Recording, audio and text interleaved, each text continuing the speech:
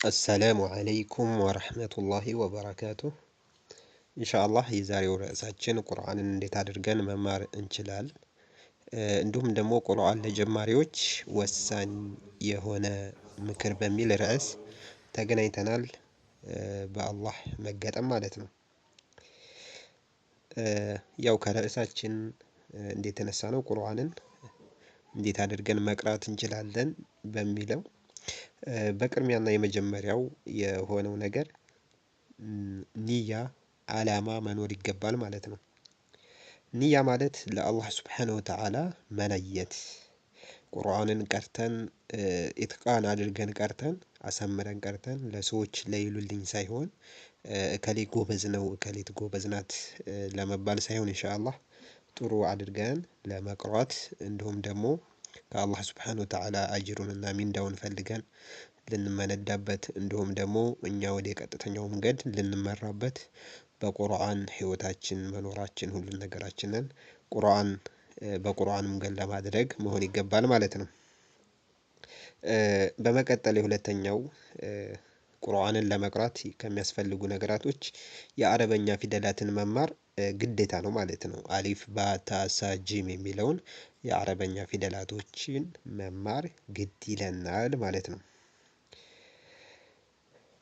የአረበኛ ፊደላቶችን ለመማር አሁን ላይ በጣም ሀሪፍና በጥሩ ሁኔታ ተማሪዎችን ወደ ጥሩ ደረጃ ወደ ጥሩ የአቀራር ደረጃ የሚያደርሰው የሆነው ደግሞ ቃዒደቱ ኑራንያ በመባል ይታወቃል። እሱ መጽሐፍ በጣም ጥሩ የሆነ መጽሐፍት ነው። ኢንሻአላህ ቃዒደቱ ኑራንያን በደንብ መቅራት ማወቅ ይጠበቅብናል ማለት ነው።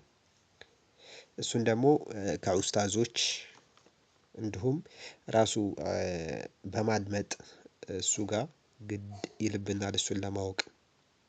አራተኛ ቁርአንን ለመቅራት ቁርአንን ማድመጥ ያደመጥነውን መድገም ይጠበቅብናል።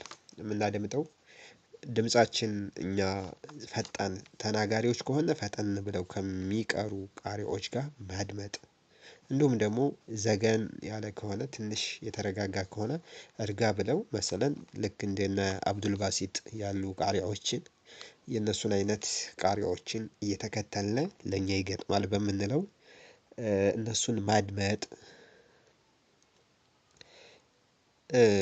አምስተኛው ርዕስ ማለትም የቁርአን የማድመጥ ማለት ነው።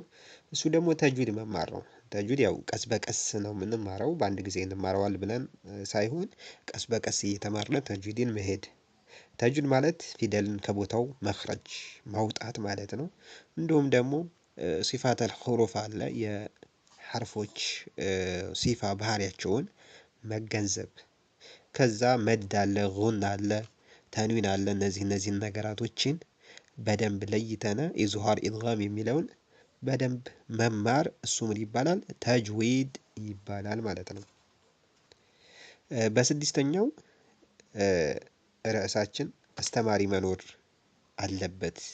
ለእኛ የሚያስተምረን ኡስታዝ ሊኖር ይገባል ማለት ነው። ቁርአን በደንብ እንድንቀራ ያም ኡስታዝ መኖሩ ስህተታችንን በደንብ እያጎላ እየነገረ ስህተቶቻችንን የምንማርበት የምናስተካክልበት እድሉ ይኖረናል ማለት ነው።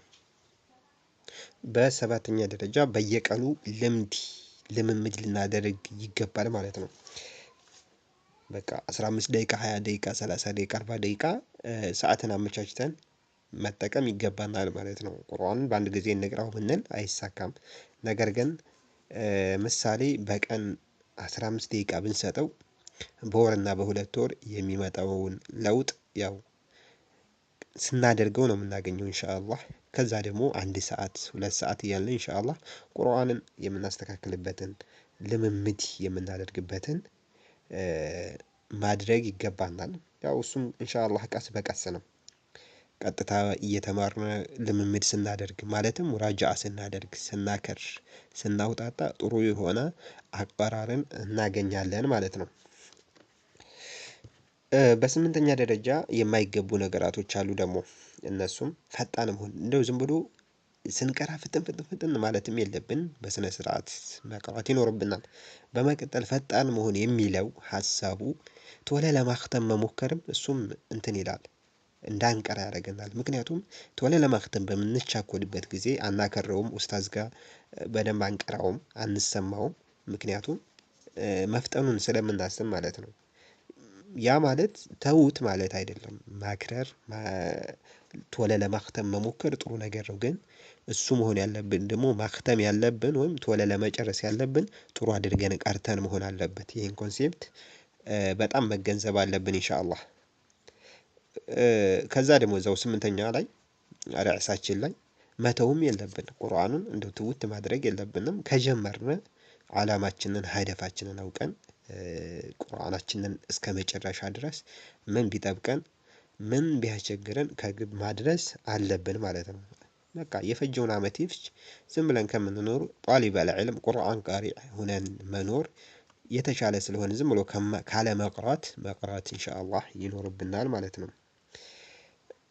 አልችልም ማለትም የለብንም። ቁርአንን አልችልም ማለት የለብንም።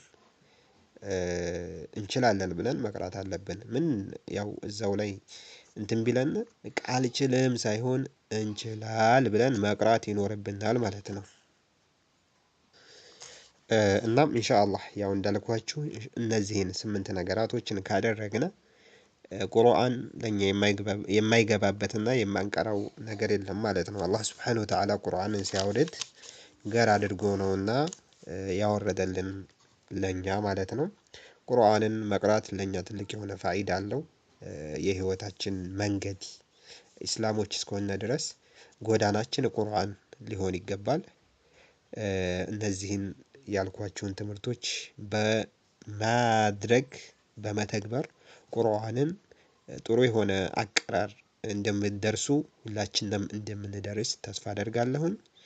በሌላ ርዕስ እስከምንገናኝ ወሰላሙ አለይኩም ወራህመቱላሂ ወበረካቱህ።